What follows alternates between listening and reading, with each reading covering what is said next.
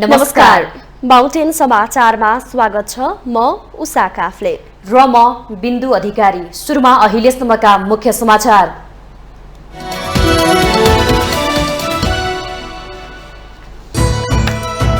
आज फागुन शुक्ल पक्ष प्रतिपदा शेर्पा समुदायको सांस्कृतिक पर्व ग्वालपोलोसार। नयाँ वर्षका रूपमा शेर्पा समुदायले विविध कार्यक्रम आयोजना गरी मनाउँदै। पुस 10मा एमालेसँग भएको सत्ता साझेदारीको परिस्थिति फेरिएको माओवादीको निष्कर्ष। स्वार्थ मिल्नेसँग राष्ट्रपतिमा सहकार्य गर्ने अन्तिम निर्णयको अधिकार प्रचण्डलाई। राष्ट्रपति निर्वाचनको विषयमा प्रधानमन्त्री प्रचण्ड र नेकपा यसका अध्यक्ष नेपालबीच भेटवार्ता। सम्बन्ध बलियो बनाई लामो यात्रामा जान आग्रह गरेको नेपालको भनाई। राष्ट्रपति तथा उपराष्ट्रपति निर्वाचनको लागि निर्वाचन आयोगद्वारा कार्यालय स्थापना गरेर काम सुरु। 2068कै जनगणना अनुसार मतभार कायम। लघुवित्तबाट एउटै व्यक्तिले धेरै ऋण लिन नपाउने प्रावधान ल्याउने राष्ट्र बैंकको भनाई। 15% भन्दा धेरै ब्याज लिने विरुद्ध उजुरी दिन आग्रह। रुसले युक्रेनमाथि आक्रमण गरेको 1 वर्ष पुग्ने लाग्दा अमेरिकी राष्ट्रपति बाइडेन अकस्मात पुगे राजधानी किएभ। युक्रेनलाई निरन्तर सहयोगको संकेत। र आइसिसी क्रिकेट विश्वकप लिग 2 अन्तर्गतको खेलमा स्कटल्याण्डसँग नामिबिया 43 रनले पराजित। नामिबियाले गुमायो सिरिजका 4वटै खेल।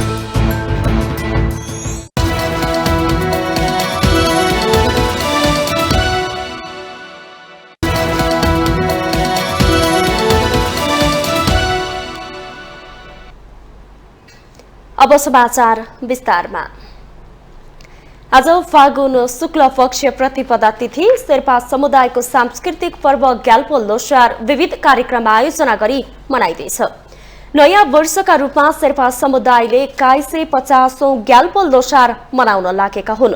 मुसा, गाई, बाघ, खरायो, ड्रागन, सर्प, घोडा, भेडा, बाँदर, चरा, कुकुर र बराहा गरी 12 वर्गमा ग्याल्पो लोसारलाई विभाजन गरिएको छ। ग्याल्पो लोसार भोटका 9औं राजा उदय गुङयालका पालादेखि वसन्त पर्वका नामले मनाउन सुरु गरिएको इतिहास छ।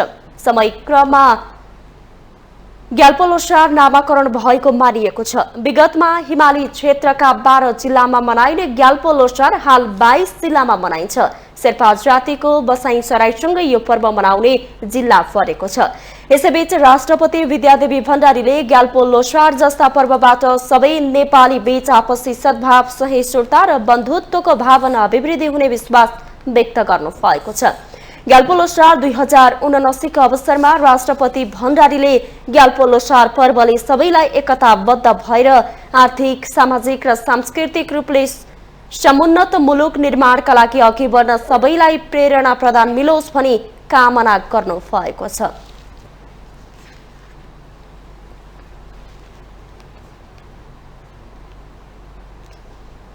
नेकपा माओवादी केन्द्रको पदाधिकारी बैठकले पुस 10मा एमालेसँग भएको सत्ता साझेदारीको परिस्थिति बदलिएको भन्दै आफ्ना स्वार्थ मिल्नेसँग राष्ट्रपतिमा सहकार्य गर्ने निष्कर्ष निकालेको छ।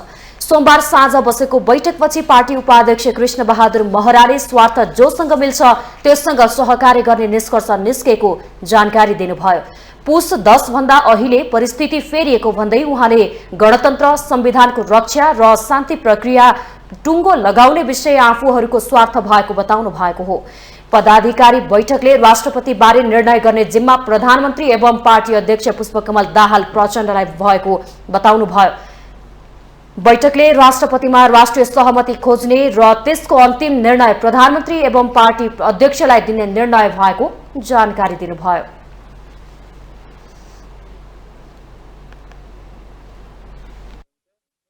हाम्रो स्वार्थ भनिन् भने हाम्रो स्वार्थ राष्ट्रिय सहमति कायम गर्ने।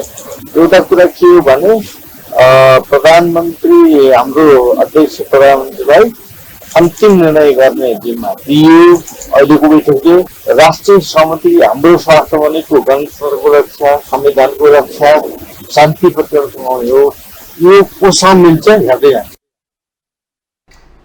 उपाध्यक्ष महराले फागुन 12 गतेसम्म राष्ट्रिय सहमति हुनेमा विश्वस्त रहेको बताउनुभयो। बैठकमा प्रचण्डले पछिल्लो समय विभिन्न दलहरूसँग भएको छलफलका बारे ब्रिफिङ गर्नुभएको थियो।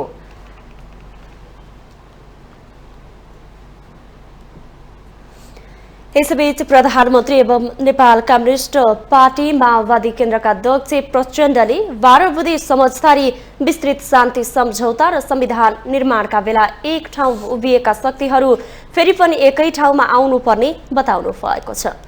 सोमबार पोखराको लेखनाथमा नेकपा माओवादी केन्द्र गण्डकी प्रदेश समितिको 6औं पूर्ण बैठकलाई सम्बोधन गर्दै प्रधानमन्त्री प्रचण्डले सो कुरा बताउनु भएको हो।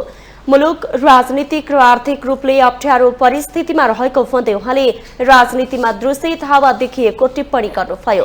राष्ट्रिय सहमति मार्फत मुलुकका समस्या समाधान गर्नुपर्ने प्रधानमन्त्री प्रचण्डको भनाइ थियो। उहाँले राष्ट्रपति र उपराष्ट्रपतिमा राष्ट्रिय सहमति होस् भन्ने हाम्रो चाहनाको अत्यन्त अन्तै रहेको प्रश्न पार्नुभयो। प्रधानमन्त्री प्रचण्डले राष्ट्रिय सहमतिका लागि विभिन्न विकल्प भएको भन्दै ठूला पार्टी एक ठाउँ उभिनै नसक्ने अवस्था नरहेको जिकिर गर्नुभयो। राज्यका मुख्य ठाउँहरूमा समझदारीका साथ अघि बढ्न सकिने उहाँको भनाइ थियो। प्रधानमन्त्री प्रचण्डले आफूले राष्ट्रपतिमा यही व्यक्ति हुनुपर्छ भन्ने पक्षमा नरहेको भन्दै जहाँ सहमति हुन्छ त्यहाँबाट अघि बढ्नुपर्ने पक्षमा रहेको बताउनुभयो। यसअघि सोमबार पोखरामा पोखरा विश्वविद्यालयको दीक्षान्त समारोहलाई सम्बोधन गर्दै उहाँले संविधानले व्यवस्था गरे बमोजिम निशुल्क शिक्षाको हकलाई व्यवहारमा कार्यान्वयन गर्न संघीय शिक्षा ऐन ल्याउने अन्तिम तयारी गरिरहेको जानकारी दिनुभएको थियो। प्रधानमन्त्री पुष्पकमल दाहाल प्रचण्ड र नेकपा एकीकृत समाजवादीका अध्यक्ष माधव कुमार नेपालबीच राष्ट्रपति निर्वाचनको विषयमा केन्द्रित छलफल भएको छ।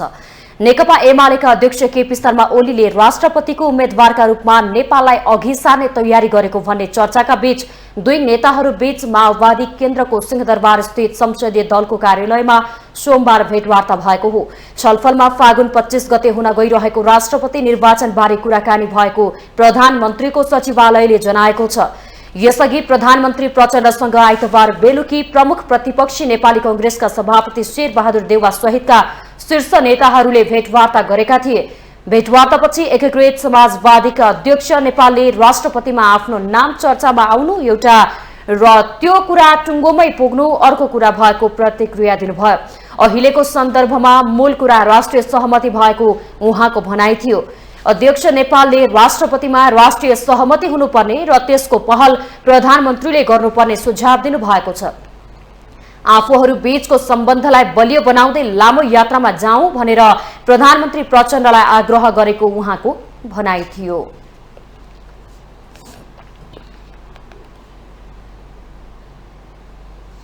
प्रमुख निर्वाचन आयुक्त दिनेश कुमार थपलियाले राष्ट्रपति र उपराष्ट्रपतिको निर्वाचनको मतभार 2068 सालको जनगणनाको आधारमा गरिने बताउनु भएको छ।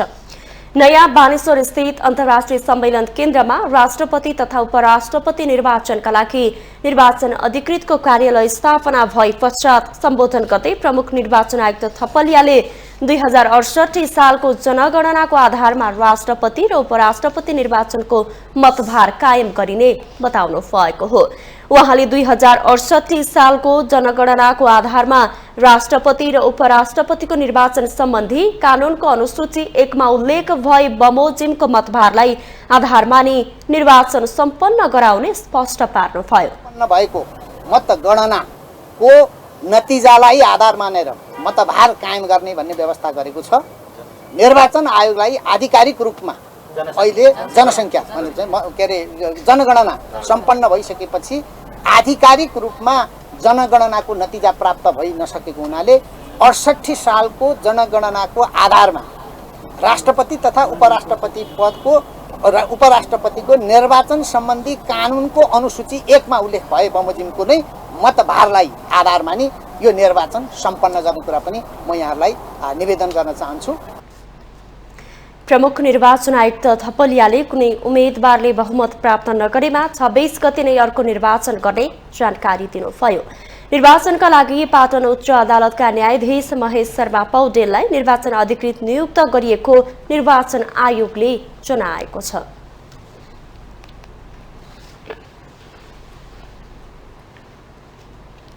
फागुन 1 मा पहिलो पटक राजनीतिक मञ्चमा देखिनुभएका पूर्व राजा ज्ञानेन्द्र शाहले प्रजातन्त्र दिवसमा आफू सक्रिय भइसकेको सन्देश दिने गरी वक्तव्य नै निकाल्नुभयो। शक्ति राष्ट्रहरूको बढ्दो सक्रियता र राजनीतिक दलहरूबीच सत्ता र पदका लागि खिचातानी बढिरहँदा पूर्व राजाले मौन नबस्ने सन्देश दिनुले तरङ्ग नै ल्याएको छ। एक रिपोर्ट। पूर्व राजा ज्ञानेन्द्र शाहले यसपटकको प्रजातन्त्र दिवसमा विगतभन्दा फरक खालको वक्तव्य निकाल्नुभयो। उहाँले दलका नेताहरूबाट देशको सार्वभौमिक परिचयमा आँच आउने गरी कदमहरू चालेको भन्दै मौन बस्न नसक्ने भन्नुभयो। देश जोगाउन राजनीतिक दल र राजसंस्था बीच सहकारीको प्रस्ताव पनि गर्नुभएको छ ज्ञानेन्द्र शाहले। उहाँको यो प्रस्ताव झापामा एउटा राजनीतिक मञ्चमा सार्वजनिक रूपमा उपस्थित भएको हप्ता दिन नपुग्दै आएको हो। पूर्व राजाको सहकारीको प्रस्तावप्रति नेकपा एमालेका अध्यक्ष केपी शर्मा ओलीले केका लागि सहकार्य भनी प्रश्न गर्नुभएको छ। विराटनगरमा पत्रकारको प्रश्नमा उहाँले ज्ञानेन्द्र शाह आफै अलमलमा रहेको टिप्पणी गर्नुभयो। प्रजातन्त्र दिवसमा टुडीखेलमा आयोजित समारोहमा प्रधानमन्त्री प्रचण्डले बृहत्तर राष्ट्रिय सहमतिको विषय उठाउनु भएको छ। यो सहमतिमा राजसंस्थाका पक्षधरहरू पर्छन् कि पर्दैनन् स्पष्ट छैन, तर प्रचण्ड नेतृत्वको सरकारमा राजसंस्थाको पक्षधर दल राष्ट्रिय प्रजातन्त्र पार्टी चौथो शक्तिका रूपमा रहेको छ। यही सरकारले पृथ्वी जयन्तीमा सार्वजनिक विदा घोषणा गरी क्यालेण्डरमै राख्ने निर्णय लिइसकेको छ। पूर्व राजाको गतिविधिप्रति नेपाली कांग्रेस पनि मौन जस्तै छ। कांग्रेस त्यही दल हो जसका नेता बीपी कोइराला राजा र मेरो घाटी जोडिएको छ भन्नुहुन्थ्यो। राष्ट्रिय मेलमिलापको नीति लिएर नेपाल फर्किँदा बीपी कोइरालाले राजा र प्रजाबीचको पर्खाल भत्काउने मात्र आफ्नो उद्देश्य हो भन्नुभएको थियो। तर त्यही कांग्रेसले गणतन्त्र घोषणा गर्ने संसदमा नेतृत्वकारी भूमिका निभाएको इतिहास साक्षी छ। समय बदलिसकेको छ। राजसंस्थाको अन्त्य भएको 16 वर्ष भइसकेको छ। तर पूर्व राजा ज्ञानेन्द्र शाह आफूले गद्दी छाड्दा समेत संयमता नगुमाएको र देश नछोडेको यसपटक वक्तव्य मार्फत भन्नुभएको छ। यसबाट पनि उहाँले राजसंस्था फर्काउन पूर्ण सक्रिय भइसकेको सन्देश प्रवाह गरिरहनु भएको छ। यसका लागि पनि उहाँले राजनीतिक दलहरूकै साथ खोजिरहनु भएको छ। विगतमा राजनीतिक दलहरूलाई पन्छ्याएर सत्ता हातमा लिनुभएका पूर्व राजा ज्ञानेन्द्र शाहले देशको सार्वभौमिकताका लागि भन्दै सहकारीको प्रस्ताव गर्दा प्रजातन्त्रमा दलहरूको अपरिहार्यतालाई स्पष्ट उल्लेख गर्नु भएको छ, जसमा चेतावनी भन्दा आग्रह, अनुरोध र संयमता पनि देखिन्छ। तर बागमतीमा पानी धेरै बगिसकेकाले दलहरू भरपूर शक्तिको अभ्यास गरिरहेकाले पूर्व राजालाई अहिले नै महत्वपूर्ण शक्तिको रूपमा स्वीकार्न तयार देखिँदैन। माउन्टेन टेलिभिजन एसडीका लागि विद्या तामाङको रिपोर्ट। माउन्टेन समाचारमा पालो भएको छ ब्रेकको।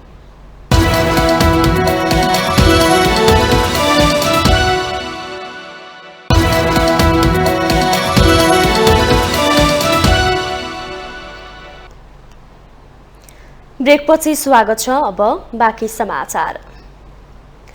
प्रधान न्यायाधीशको नियुक्ति नहुँदा न्याय सम्पादनमा असर पुगेको भन्दै कानून व्यवसायीहरूले अविलम्ब प्रधान न्यायाधीश नियुक्त प्रक्रिया अगाडि बढाउन माग गरेका छन्। सोमबार सर्वोच्च अदालत बार एसोसिएसनको 49औं स्थापना दिवसको अवसरमा आयोजित शुभकामना आदान प्रदान कार्यक्रममा कानून व्यवसायीहरूले प्रधान न्यायाधीश नियुक्ति प्रक्रिया अगाडि बढाउन माग गरेका हुन्। वरिष्ठ अधिवक्ता टीकाराम भट्टराईले लामो समयदेखि सर्वोच्च अदालतमा प्रधान न्यायाधीश रिक्त हुनु शोभनीय नभएको टिप्पणी गर्नुभयो। संविधानले परिकल्पना गरेको स्वतन्त्र न्यायपालिका कसैको पनि आश, त्रास र भयबाट मुक्त भएर कार्य सम्पादन गर्नुपर्ने अवस्थामा प्रधान न्यायाधीशको पद लामो समयसम्म रिक्त रहेको कारणले प्रधान न्यायाधीशले स्वतन्त्र न्यायपालिकाको भावना अनुरूप कार्य गर्न नसक्ने परिस्थितिको सृजना हुन जान्छ। यसले गर्दा यो राजनीतिक दलहरूको अकर्मण्यता हो। अविलम्ब प्रधान न्यायाधीशको नियुक्ति गर्नतर्फ राजनीतिक दलहरू लाग्नुपर्छ। होइन भने यो संविधान र स्वतन्त्र न्यायपालिकाले संविधान बमोजिमको कार्य गर्न असमर्थ हुन्छ। संविधान बमोजिमको कार्य गर्न जब न्यायपालिका असमर्थ हुन्छ तब लोकतन्त्र धरापमा पर्छ। त्यस्तै वरिष्ठ अधिवक्ता रामनारायण विडारीले सर्वोच्च अदालतलाई कायम प्रधान न्यायाधीशबाट चलाउनु संविधान विपरीत भएको टिप्पणी गर्नुभयो। सर्वोच्च अदालतमा नेपालको प्रधान न्यायाधीश अस्थायी रूपमा राख्ने संविधान विरुद्धको काम अहिले लामो समयदेखि भइरहेको छ। अरू न्यायाधीश स्थायी, सर्वोच्च अदालतको प्रधान न्यायाधीश अस्थायी। यस्तो गर्ने बेइमानीहरूको राज्य चल्या भन्ने प्रमाण होला कि भन्ने पिर लागेको छ। नेपाल बार एसोसिएसनका अध्यक्ष गोपाल कृष्ण घिमिरेले कायम छोटो समयको लागि परिकल्पना गरिएको पद भएको भन्दै प्रधान न्यायाधीश नियुक्त गर्न सरकार र संसदलाई आग्रह गर्नुभयो। वास्तवमा यो कस्तो हो भने कायम भनेको सर्वोच्च अदालतको प्रधान न्यायाधीश नहुँदाखेरि छोटो समयको लागि परिकल्पना गरिएको एउटा पद हो। तर यहाँ कस्तो देखियो भने नि त्यो कायम प्रधान न्यायाधीशलाई कन्फर्म गर्नेतर्फ अर्थात् कन्फर्म प्रधान न्यायाधीश बनाएर अदालत चलाउनेतर्फ चासो भएको देखिएन। यो एउटा चिन्ताको विषय हो होइन। त्यस्तै सर्वोच्च अदालत बार एसोसिएसनका अध्यक्ष हरिशंकर निरौलाले कायम प्रधान न्यायाधीशले लामो समय सर्वोच्च अदालत चलाउनु उचित नभएको तर्क गर्नुभयो। यति लामो समयसम्म सर्वोच्च अदालत रहिरहनु कुनै पनि हालतमा उचित होइन। सर्वोच्च अदालत संवैधानिक इजलासको नेतृत्व पनि प्रधान न्यायाधीशले नै गर्नुपर्दछ र मुद्दा मामिलामा न्यायको निरूपण विवादको निरूपण गर्नलाई सक्षम भएर दृढ भएर निडर भएर अब गुणस्तरीय फैसला गर्ने निर्णय गर्ने आदेश गर्ने काममा चाहिँ कामु प्रधान न्यायाधीश लामो समय कायम रहनु कुनै हालतमा उचित होइन। प्रधान न्यायाधीश नहुँदा न्याय सम्पादनमा असर पर्ने साथै न्यायपालिका कार्यपालिका र व्यवस्थापिका प्रति परनिर्भर हुने अवस्था आउने कानून व्यवसायीहरूको भनाइ छ।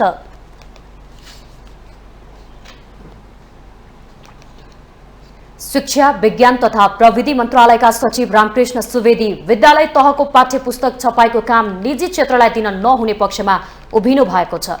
जनक शिक्षा सामग्री केन्द्रले पाठ्यपुस्तक छपाईमा ढिलाइ गरिरहेका बेला सचिव सुवेदीले यस्तो अडान लिनुभएको हो।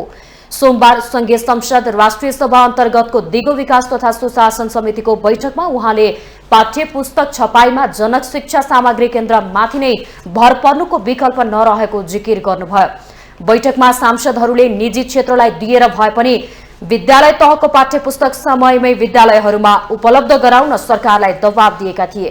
त्यसको जवाब दिँदै सचिव सुवेदीले यही चैत्र 15 गतेभित्र छपाइसकेर पाठ्यपुस्तक विद्यालय पठाउने प्रतिबद्धता आएको उल्लेख गर्दै आफूले त्यसको भर पर्नुको विकल्प नदेखिएको भन्दै जनक शिक्षा सामग्री केन्द्रको बचाउ गर्नुभयो। उहाँहरूले वितरण गर्छु म चैत 15 सम्ममा छाप्छु भनिराख्नु भएको छ मान्यजीहरूकै अगाडि। अब ट्रस्ट गर्ने कि नगर्ने त्यहाँनिरबाट सुरु गर्न चाहे मैले। ट्रस्ट नगर्ने हो भने हामी एक्सनमा त्यही अनुसार जानुपर्छ। ट्रस्ट गर्ने हो भने लेट देम डु। बैठकमा सत्तारूढ नेकपा माओवादी केन्द्रका सांसद नारायण प्रसाद दाहालले समयमै पाठ्यपुस्तक विद्यालयहरूमा पुर्याउने कुरामा अझै पनि सुनिश्चितता नभएको भन्दै सरकारको आलोचना गर्नुभयो।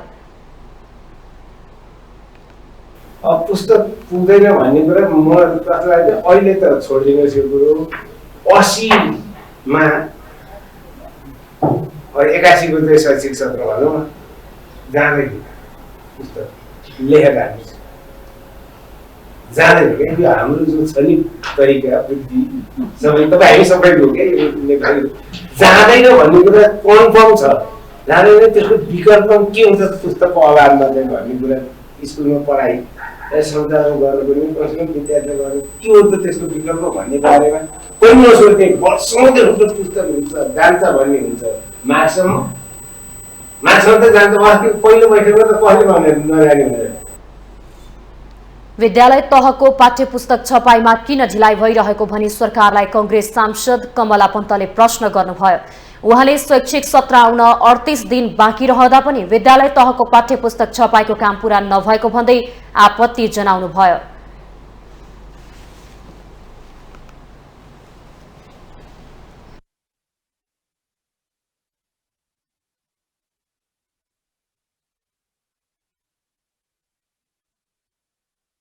पोजिटिभली हामी ती बच्चाहरूलाई पुस्तक कसरी पुर्याउने भन्ने बारेमा सोच्नु पर्यो। अरू सबै मान्यजीहरूले राख्नुभयो पुस्तक पुग्नु पर्यो। यसलाई एक सूत्रीय कार्यक्रम बनाएर त्यसलाई समाधान गर्न के को खोजी गर्नुपर्छ त्यतापट्टि लाग्न पाए हुन्थ्यो भन्ने लाग्छ। पुस्तक घरमा नलाने कुरा 3-4 कक्षाका विद्यार्थीहरूले नलाने अर्को कुरा हो। प्राविधिक हो तर अरूले त पुस्तक नलाने हुन्छ, रातभरि पढ्नुपर्ने हुन्छ, नलगेर के पढ्छन् बिचरा, अरू स्रोत छैन पढ्ने, घरमा नेट हुँदैन, के हुँदैन। हाम्रो विद्यालयको अवस्था, हाम्रो अभिभावकको अवस्था, हाम्रा विद्यार्थीहरूको पढ्नुपर्ने स्थिति अब बुझौँ न। अहिले भौतिक पूर्वाधार चाहिँ छ। जनक शिक्षा सामग्री केन्द्रले भने विद्यालय तहको पाठ्य पुस्तक समयमै विद्यालयहरूमा पुर्याउने प्रतिबद्धता जनाउँदै आएको छ।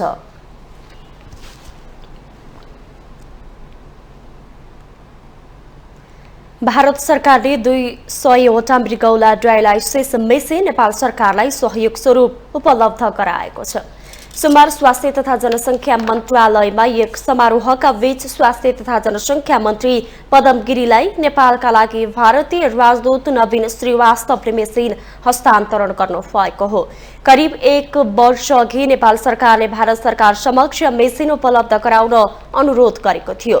समारोहमा बोल्दै स्वास्थ्य तथा जनसङ्ख्या मन्त्री गिरीले सहयोगका लागि भारत सरकार प्रति आभार व्यक्त गर्नुभयो। उहाँले 2072 सालमा गएको विनाशकारी भूकम्प र कोभिड संकटका बेला पनि भारतले गरेको मानवीय सहयोग नेपाली जनताले सदा स्मरण गरिरहने उल्लेख गर्नुभयो। सांस्कृतिक रूपले, आर्थिक रूपले अत्यन्तै घनिष्ठ सम्बन्ध छ हैन। यो एउटा ऐतिहासिक हाम्रो पक्ष हो। 132वटा करिब हेल्थ पोस्टहरूमा उहाँहरूको जुन प्रकारको सहयोग रह्यो त्यो कुराहरूदेखि लिएर कोभिडको टाइममा भूकम्पको समयमा जसरी भारत सरकारको तर्फबाट हामीलाई सहयोग भएको छ त्यो निकै उल्लेखनीय छ, निकै महत्त्वपूर्ण छ। त्यो नेपाली जनताले सधैँभरि सम्झने योग्य छ। म त्यसका निम्ति महिमज्यू मार्फत सबै भारतीय सरकार, भारतीय जनताहरूलाई म फेरि पनि धन्यवाद दिन चाहन्छु। म कृतज्ञता पनि व्यक्त गर्न चाहन्छु।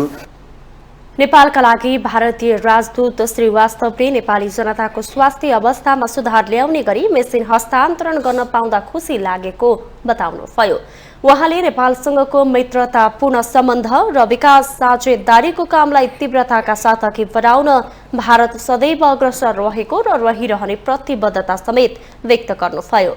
नेपालको स्वास्थ्य क्षेत्रको पूर्वाधार विकासमा भारतले सक्दो सहयोग गर्ने उहाँको भनाइ थियो। भारतले कोभिड संकटका बेला मात्रै पनि 132वटा हेल्थ पोस्ट निर्माणमा आर्थिक सहयोग तथा कोभिड भ्याक्सिन सहितका स्वास्थ्य सामग्रीहरू उपलब्ध गराएको थियो।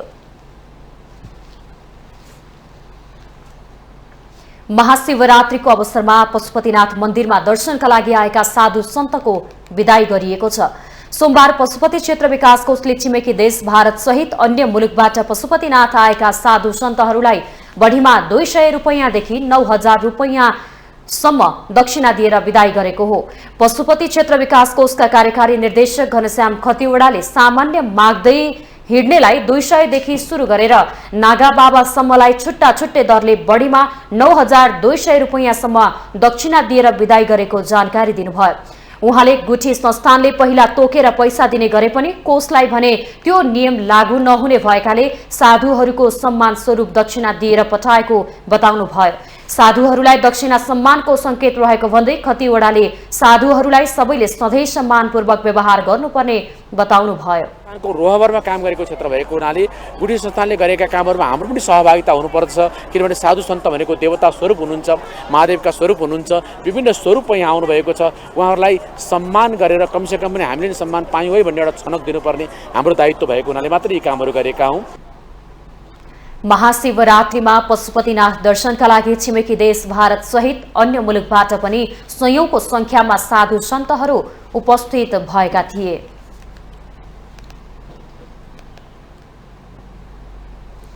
ललितपुर महानगरपालिका वडा नम्बर 6 ले कला संस्कृति तथा पर्यटन प्रवर्धनका लागि 4 वर्षे योजना बनाउने भएको छ। ललितपुरको सन्तानेश्वरमा सोमबार आयोजित कार्यक्रममा वडा अध्यक्ष रूपेन्द्र राज साक्योले कार्यशाला गोष्ठीबाट प्राप्त सल्लाह सुझाव अनुसार कला संस्कृतिको विकासमा अघि बढ्ने बताउनुभयो। हस्तकला प्रवर्धन तथा मूर्त अमूर्त सम्पदाको विकास तथा संरक्षणको लागि दीर्घकालीन लक्ष्य निर्धारण तथा वार्षिक कार्यतालिका निर्माण गरिने शाक्यको भनाइ छ। कलाको प्रमुख उपानस्थल साथसाथै विभिन्न मूर्त सम्पदाहरू छन्, विभिन्न मन्दिरहरू छन् र यहाँ आज हाम्रो खास चाहिँ यस 6 वडाको विभिन्न स्थानमा चाहिँ पर्यटक र यहाँको हस्तकला प्रवर्धन र मूर्त अमूर्त सम्पदा संरक्षण र प्रबन्धन गर्ने हेतुले हामी 4 वर्षीय रणनीति योजना हामी तय गर्न हामी आएका छौँ र आजको एक दिन बसाइबाट चाहिँ हामीले 6 वटाको समग्र संस्कृति कला र पर्यटन विकासको ठोस योजना बनाएर हामी पाइलटिङ प्रोग्रामबाट हामी अगाडि बढ्ने जान्छौँ। कार्यक्रममा पर्यटनविद दिलेन्द्र राज श्रेष्ठ, संस्कृतिविद डाक्टर तुनत दहर शर्मा तथा मूर्ति कलाकार धर्मराज स्वाक्यले 4 वर्षीय योजनाका बारे प्रस्तुतिकरण दिनुभएको थियो। पर्यटन प्रवर्धनको लागि आवश्यक प्रचार प्रसारमा नेपाल सरकारको कमी कमजोरीले गर्दा 20 लाख पर्यटक भित्र्याउने योजना सफल भएको छैन। अहिलेसम्म नेपालमा सबैभन्दा बढी 11 लाखसम्म पर्यटक भित्रिएको सरकारी तथ्याङ्क छ।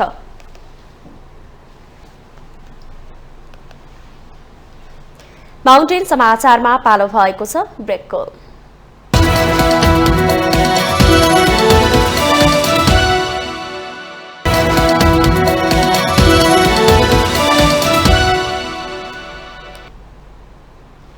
ब्रेकपछि स्वागत छ। अब बाँकी समाचार।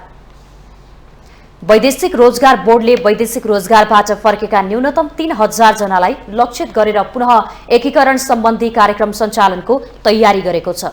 वैदेशिक रोजगारीबाट फर्किएका व्यक्तिको पुनः एकीकरण कार्यक्रम सञ्चालन तथा व्यवस्थापन निर्देशिका जारी भएसँगै चालू आर्थिक वर्षबाट कार्यक्रम सुरु गर्ने गरी तयारी गरेको हो। बोर्डका सूचना अधिकारी मैया कर्णेलले पहिलो वर्ष वैदेशिक रोजगारबाट फर्किएका 3000 युवालाई लक्षित गरी पाइलट प्रोजेक्टका रूपमा पुनः एकीकरण कार्यक्रम सञ्चालनका लागि तयारी गरेको जानकारी दिनुभयो।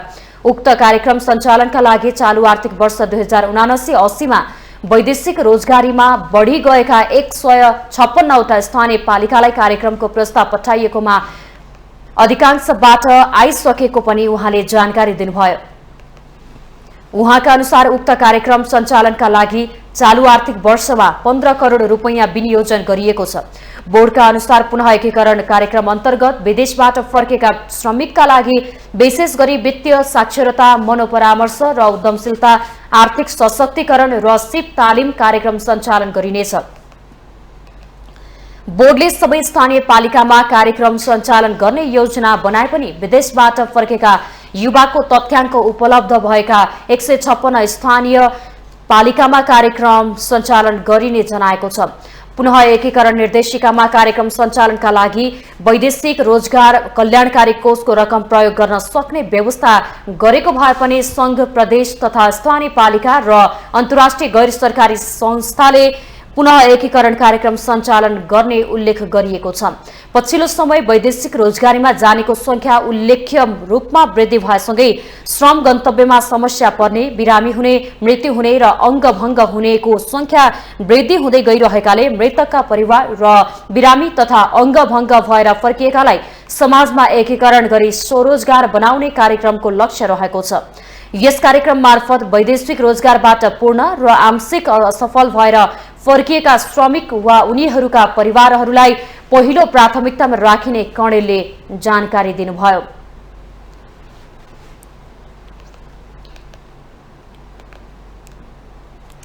भूमिहीनहरूले काठमाडौँ महानगरपालिकाले आफूहरूलाई थप पीडा दिएको गुनासो गरेका छन्। विश्व सामाजिक न्याय दिवसको अवसर पारेर सोमबार काठमाडौँमा आयोजित सामाजिक न्याय संवाद श्रृङ्खला कार्यक्रममा बोल्दै पीडित जानुका पोखरेल लगायतले आफूहरूको बस्तीमा डोजर आतंक फैलाएर काठमाडौँ महानगरपालिकाले झनै पीडा दिएको बताउनुभयो। काठमाडौँको थापाथली स्थित सुकुम्बासी बस्तीमा बस्दै आएकी पोखरेलले खाना, छाना र नानाको अभावमा रहेका आफूहरूलाई काठमाडौँ महानगरपालिकाका मेयर बालेन्द्र शाहले उठीवास लगाउन खोजेको भन्दै आक्रोश व्यक्त गर्नुभयो। गरिबको पक्षमा सबै तहका सरकारले काम गर्नुपर्नेमा दुःख दिएको उहाँको दुखेसो थियो। पीडा छुट्टै, महामारीले छुट्टै, सरकार दिएको नचाहिएका गाली खान छुट्टै, आफ्नो पीडा छुट्टै, एउटा मान्छेको मुटु कत्रो हुन्छ।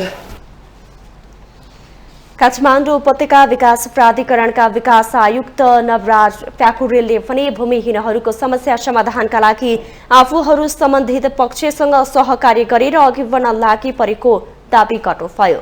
उहाँले त्यसका लागि ठोस योजना ल्याउन स्थानीय सरकार र संघीय सरकारको ध्यान आकर्षण गराउनुभयो।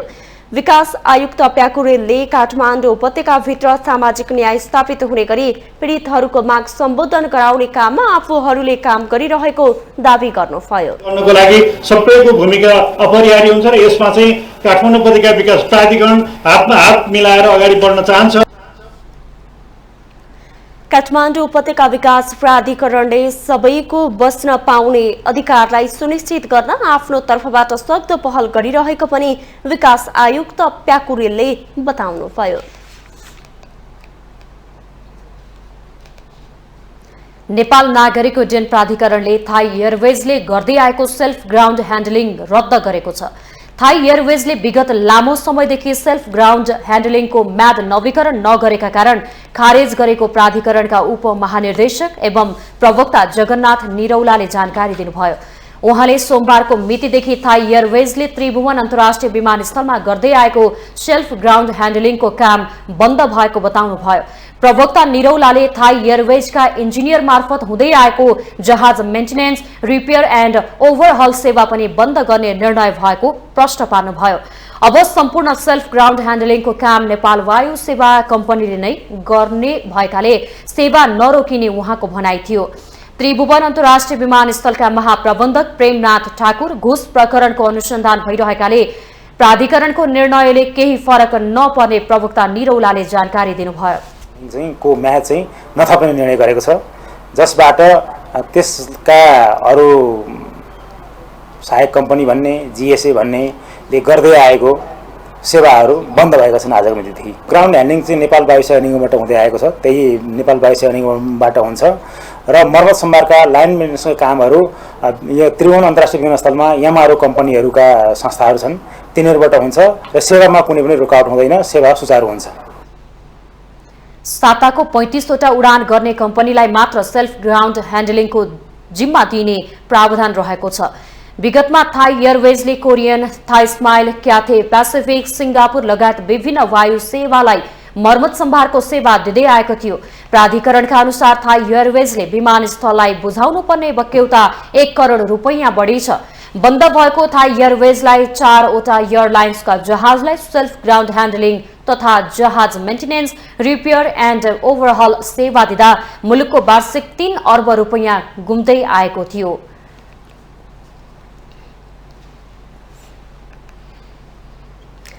आइस स्केटिङ भन्ने बित्तिकै हिउँले ढाकिएको ठण्डी ठाउँमा मात्र खेलिने खेल भन्ने बुझिन्छ, तर आजकल हिउँ नजम्ने ठाउँमा समेत कृत्रिम हिउँबाट यो खेल खेल्न थालिएको छ।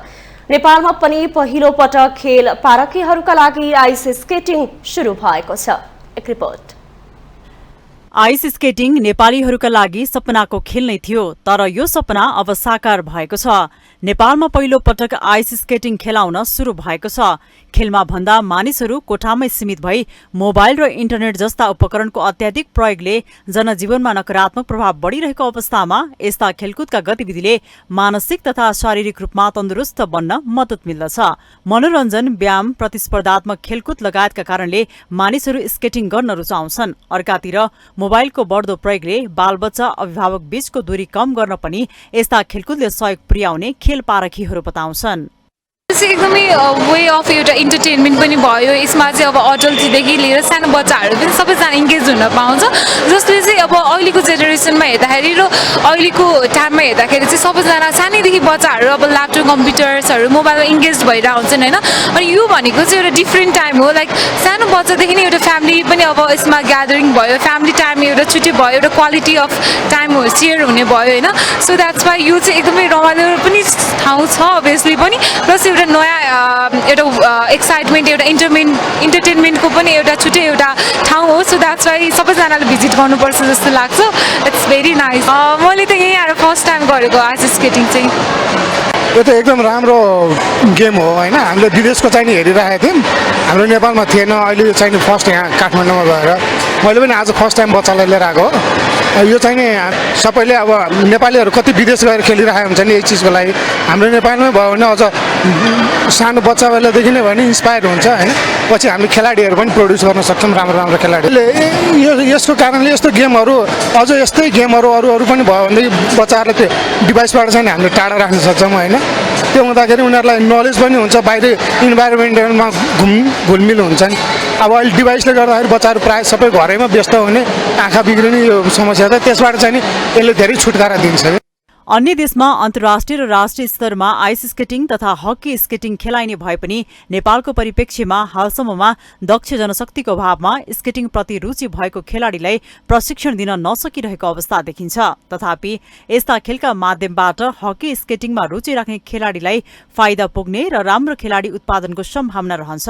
अर्कातिर आधुनिक प्रविधिको युगसँगै मोबाइलको बढ्दो प्रयोगको लतबाट जोगाउन तथा रचनात्मक क्रियाकलापमा मानिसलाई आबद्ध गराउन मनोरञ्जन यसले थप टेवा पुर्याउने देखिन्छ।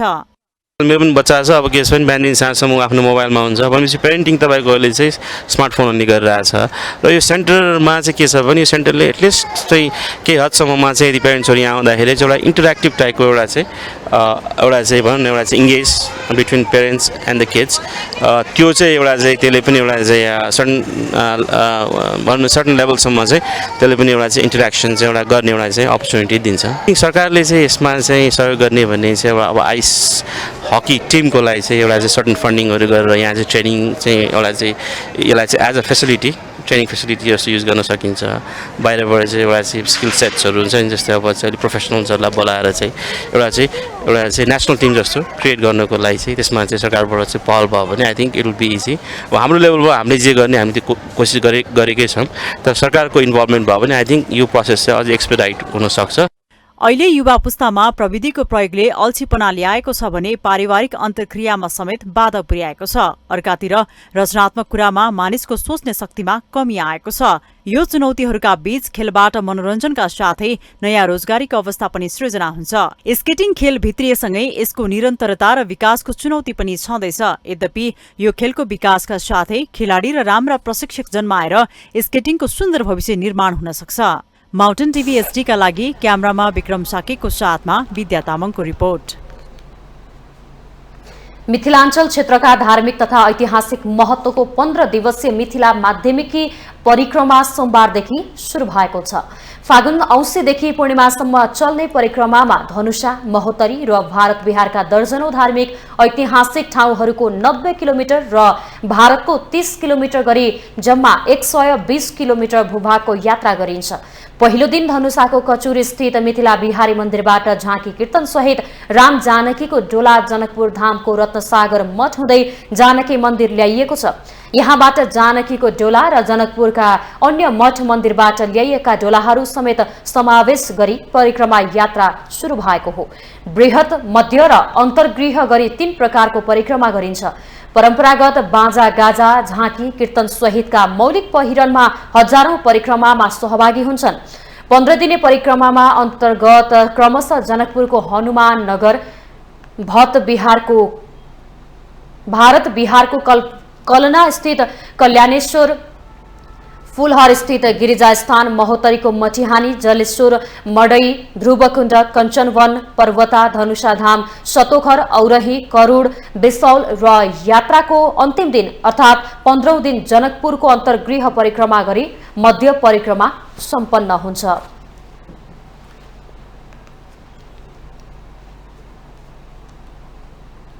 हामीसँग आर्थिक, अन्तर्राष्ट्रिय र खेल समाचार बाँकी नै छन्। माउन्टेन समाचारमा पालो भएको छ ब्रेकको।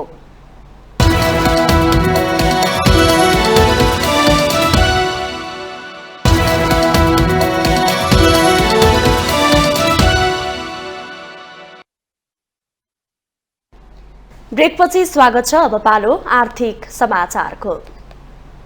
आर्थिक समाचारको साथमा जगदम्बा सुपर साइन तथा ग्याल्बा प्लस जीवनभरको भरोसा। प्रस्तुत छ रिद्धि सिद्धि सिमेन्ट, गुणस्तरको नयाँ स्तर।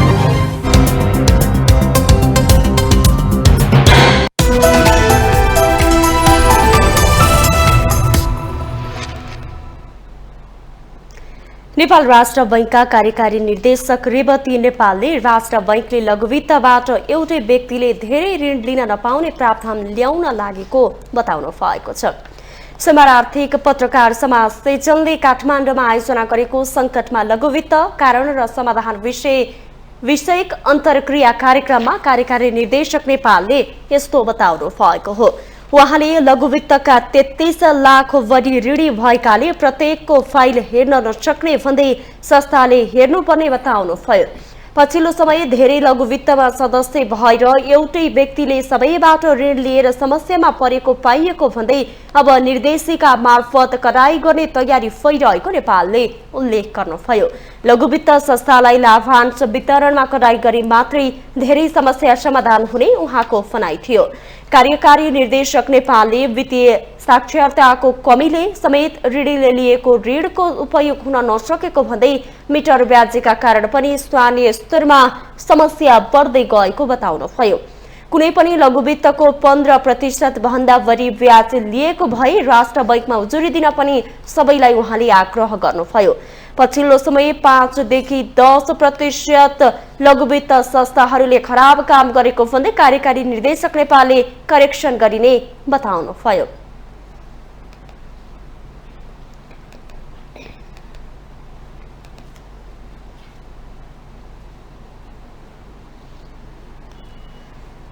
माइक्रो फाइनान्स एसोसिएसन नेपालका अध्यक्ष जगत पोखरेलले धेरै माइक्रो फाइनान्स भएकाले समस्या आएको बताउनुभयो। उहाँले नेपाल राष्ट्र बैंकले दिएको निर्देशनभित्र लघुवित्तहरू बसेर काम गर्नुपर्ने र पालना नगरे कारवाही गर्नुपर्नेमा जोड दिनुभयो।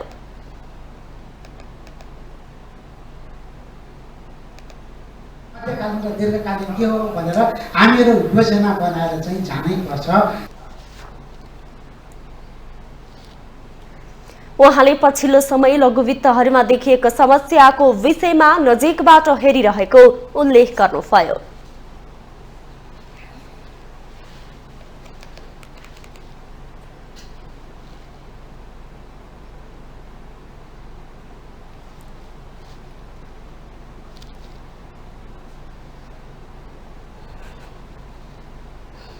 नेपाल सुनचाँदी व्यवसायीहरूले सुन आयातमा लगाइएको कोटा सिस्टम हटाउन माग गरेका छन्।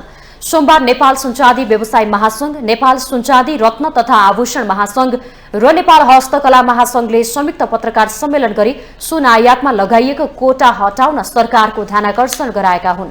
नेपाल सुनचाँदी व्यवसाय महासंघका अध्यक्ष मणिक रत्न साक्यले सुन आयातको कोटा सिस्टमका कारण बजारमा सुनको माग बढी भए पनि माग अनुसार बिक्री वितरण गर्न नपाएको बताउनुभयो। उहाँले कोटा सिस्टम क्षणिक समयका लागि हुने भए पनि सरकारले अहिलेसम्म कोटा प्रणाली नै राख्दा सुन तस्करी गरी ल्याउने क्रम बढेको उल्लेख गर्नुभयो।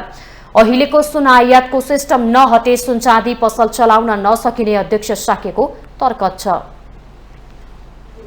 यथास्थितिमा हामीले चलाउनु हो भनेदेखि अब चल्न सक्ने स्थिति चाहिँ छैन। अहिले बजारमा धेरै किसिमको यो जुन यो समस्याहरू थपिँदै गएको छ, त्यो समस्याहरूलाई हामीले 1, 2, 3, 4 गरेर समस्याको समाधानतिर हामी अगाडि नबढ्ने हो भनेदेखि यो बजार यही यथास्थितिमा चल्न सक्ने अवस्था छैन। त्यसै कारणले गर्दाखेरि पनि हामीले सरकारको ध्यानाकर्षण गरेर नेपालको अर्थतन्त्र अहिले जुन यो सङ्कुचनको अवस्थामा गएको छ, त्यो सङ्कुचनको अवस्थालाई निकास दिएर देशलाई समेटेको बाटोमा लिएर जानको लागि पनि रत्न पत्थरको उत्खननदेखि लिएर हाम्रो सुनकै खाएको पनि उत्खनन गरेर त्यसबाट चाहिँ नेपालको चाहिँ भविष्य पर्ने समृद्धिको ढोका खोल्ने काममा यो व्यवसायले ठुलो भूमिका निर्वाह गर्न सक्छ।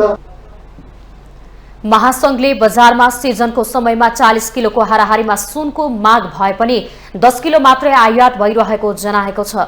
विधिवत रूपले बैंकबाट आउने सुन बाहेक विदेशबाट आउने नेपालीहरूले बिना भन्सार 50 ग्राम र भन्सार तिरेर 100 ग्राम सुनका गरगहना ल्याउन पाउने सुविधा अनुसार सुन बजारलाई केही धानेको भए पनि अहिले प्रहरीले त्यसरी सुन ल्याउने व्यवसायीहरूलाई पक्राउ गर्ने र अनावश्यक दुःख दिने गरेको महासंघको आरोप छ। महासंघले विगत 13 वर्षदेखि लागू हुँदै आएको राष्ट्र बैंकको परिपत्र र एकाधिकार व्यवस्थाको समीक्षा हुन जरुरी रहेको बताएको छ।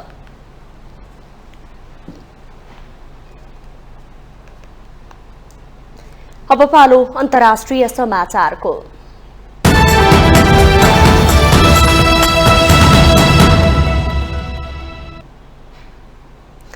रुसले युक्रेनमाथि आक्रमण सुरु गरेको 1 वर्ष पुग्ने लाग्दा अमेरिकी राष्ट्रपति जो बाइडेन युक्रेनको राजधानी कीव पुग्नु भएको छ।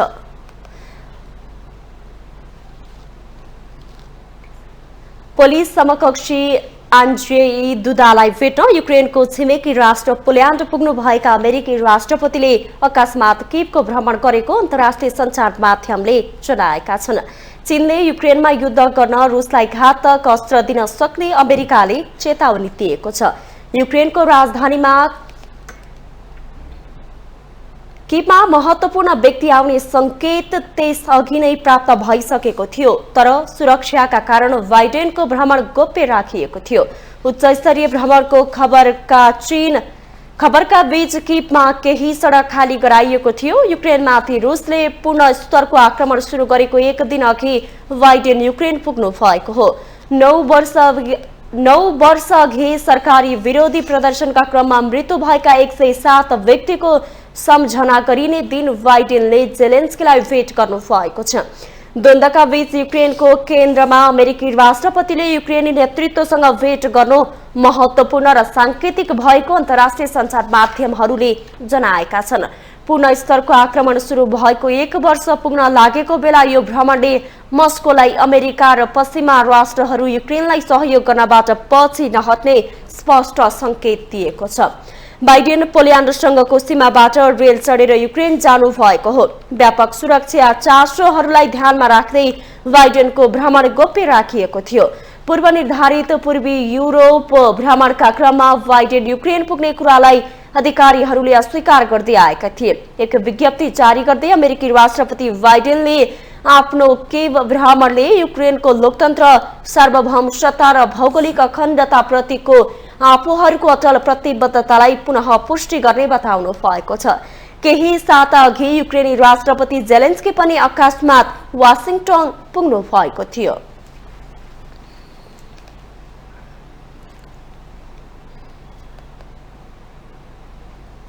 अब खेल समाचार।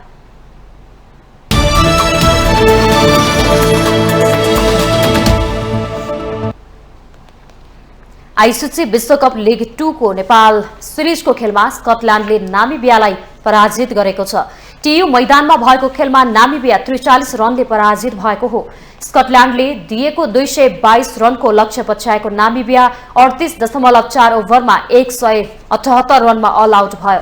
नामिबियाका लागि लोहारेन्सले 67 बलमा 52 रनको अर्धशतकीय इनिङ खेले। कप्तान ग्रेहार्ड इरास्मसले 38 बलमा 43 तथा जेन ग्रिनले 40 बलमा 25 रन बनाए। स्कटल्यान्डका लागि मार्क वाटले 4 तथा माइकल लिस्कले 3 विकेट लिए। ब्रान्डन म्याकमुलानले 2 विकेट लिए। त्यसअघि पहिले ब्याटिङ गरेको स्कटल्यान्डले 48.4 ओभरमा अल आउट हुँदै 221 रन बनाएको हो। स्कटल्यान्डका लागि क्रिस्टोफर म्याकब्रिडले 75 बलमा 47 रन बनाए। टमस म्याकिन्टोसले 34 तथा कप्तान रिची बोरिङटनले 32 रन बनाए। नामिबियाका लागि रुवेन ट्रम्पेलम्यानले 9.4 ओभरमा 30 रन खर्चिएर 5 विकेट लिए। ट्याङ्गिनी लुङ्गिमिनीले 2 विकेट लिए। नामिबिया नेपाल सिरिज 4 खेलमा 4 हारका साथ समाप्त गरेको छ। पहिलो खेलमा नामिबिया घरेलु टोलीसँग, दोस्रो खेलमा स्कटल्यान्डसँग तथा तेस्रो खेलमा घरेलु टोलीसँग नै पराजित भएको थियो।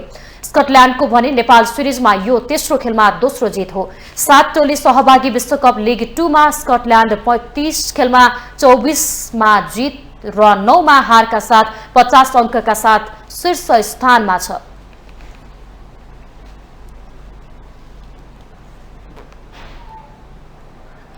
आइसिसी विश्वकप क्रिकेट लिग 2 अन्तर्गत त्रिकोणात्मक 1 दिवसीय श्रृङ्खलाको चौथो खेलमा पनि नामिबिया पराजित भएको छ। नामिबियाको लगातारको हारले नेपालको विश्वकप छनौट खेल्ने सम्भावना बढेको छ। एक रिपोर्ट। कीर्तिपुर स्थित त्रिवी विश्वविद्यालयको मैदानमा जारी सिरिजमा सोमबार नामिबिया स्कटल्यान्डसँग 43 रनले पराजित भयो। यस सिरिजमा नामिबियाको यो चौथो पराजय हो। नामिबियाको लगातारको पराजयको फाइदा नेपाललाई भएको छ। सोझै एक दिवसीय विश्वकप छनौट खेल्ने नेपालको सपनामा नामिबियाको हारले साथ दिएको हो। तर यसको फाइदा लिन नेपालले बाँकी 9 खेल नै जित्नुपर्ने हुन्छ। आइसिसीको नियम अनुसार 7 टिम सहभागी लिग 2 का शीर्ष 3 टिमले सोझै एक दिवसीय विश्वकप छनौट खेल्न पाउनेछन्। नेपाल हाल यस लिगमा 27 खेलमा 24 अङ्क सहित 6औं स्थानमा छ। 34 खेलमा 37 अङ्क जोडेको नामिबिया तेस्रो स्थानमा यथावत छ। नामिबियाले बाँकी 2 खेल जिते पनि 41 अङ्क प्राप्त गर्नेछ। नेपाल अब 9 खेल खेल्न बाँकी छ। विश्वकप छनौट खेल्न नेपालले अब सबै खेलमा जित निकाले 42 अङ्क जोड्दै नामिबियालाई पछि पार्नेछ। नेपालले 9वटै खेल जित्न सके लिगको शीर्ष 3 टिमको रूपमा सोझै एकदिवसीय विश्वकप छनौट खेल्नेछ। साथै नेपालको एकदिवसीय मान्यता समेत जोगिनेछ। लिग 2 को च्याम्पियन बनिसकेको स्कटल्यान्ड 35 खेलबाट 50 अङ्कका साथ शीर्ष स्थानमा छ। जारी श्रृङ्खलाको अन्तिम खेलमा मंगलबार नेपाल र स्कटल्यान्ड बीच प्रतिस्पर्धा हुनेछ। माउन्टेन टेलिभिजन एचडीका लागि आशिष रेग्मीको रिपोर्ट।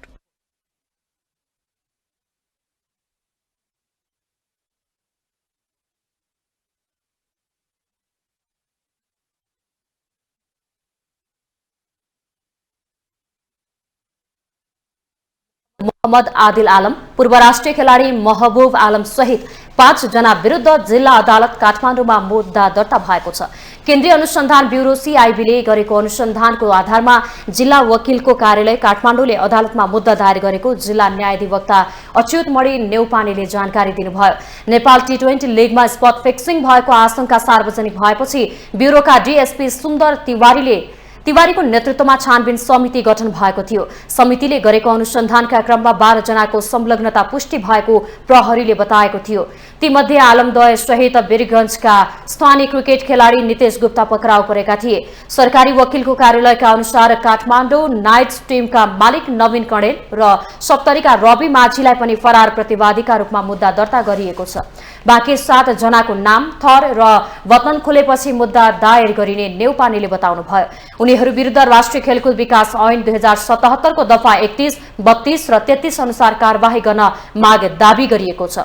यस अनुसार यस्ता गतिविधिमा संलग्नलाई 3 वर्ष कैद र 50,000 रुपैयाँसम्म जरिवाना हुन सक्ने व्यवस्था छ। लेनदेनको रकम खुले त्यो समेत जफत हुने व्यवस्था छ।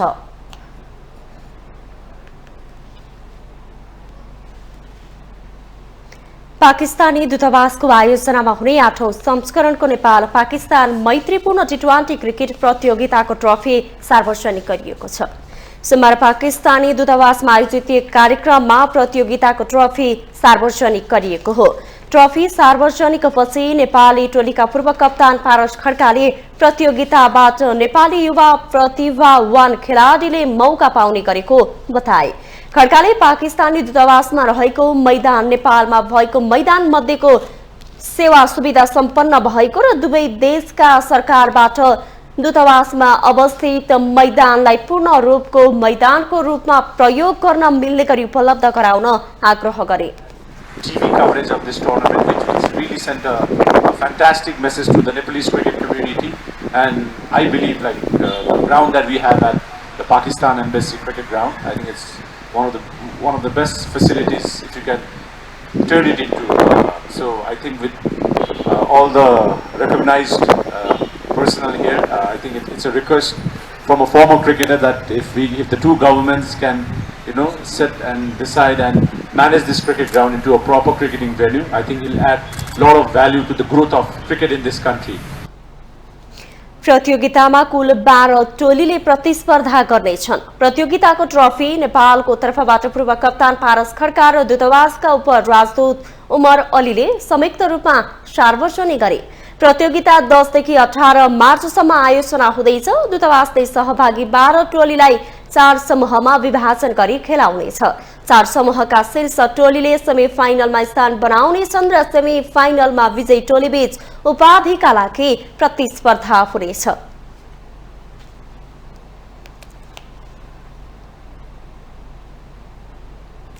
माउन्टेन समाचारमा पालो भएको छ ब्रेकको।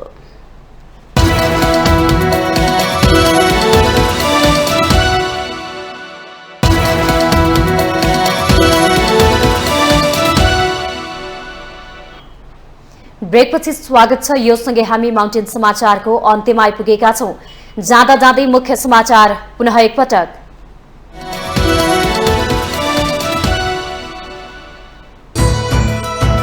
आज फागुन शुक्ल पक्ष प्रतिपदा शेर्पा समुदायको सांस्कृतिक पर्व ग्याल्पो लोसार। नयाँ वर्षका रूपमा शेर्पा समुदायले विविध कार्यक्रम आयोजना गरी मनाउँदै। पुस 10 मा एमालेसँग भएको सत्ता साझेदारीको परिस्थिति फेरिएको माओवादीको निष्कर्ष। स्वार्थ मिल्नेसँग राष्ट्रपतिमा सहकार्य गर्ने अन्तिम निर्णयको अधिकार प्रचण्डलाई। राष्ट्रपति निर्वाचनको विषयमा प्रधानमन्त्री प्रचण्ड र नेकपा यसका अध्यक्ष नेपालबीच भेट, सम्बन्ध बलियो बनाई लामो यात्रामा जान आग्रह गरेको नेपालको भनाई। राष्ट्रपति तथा उपराष्ट्रपति निर्वाचनको लागि निर्वाचन आयोगद्वारा कार्यभार स्थापना गरेर काम सुरु, 2068 कै जनगणना अनुसार मतभार कायम। लघु वित्तबाट एउटै व्यक्तिले धेरै ऋण लिन नपाउने प्रावधान ल्याउने राष्ट्र बैंकको भनाई, 15% भन्दा धेरै ब्याज लिने विरुद्ध उजुरी दिन आग्रह। रुसले युक्रेनमाथि आक्रमण गरेको 1 वर्ष पुग्ने लाग्दा अमेरिकी राष्ट्रपति बाइडेन आकाशमा पुगे राजधानी किएभ, युक्रेनलाई निरन्तर सहयोगको संकेत। र आइसिसी क्रिकेट विश्वकप लिग 2 अन्तर्गतको खेलमा स्कटल्याण्डसँग नामिबिया 43 रनले पराजित, नामिबियाले गुमायो सिरिजका 4वटै खेल।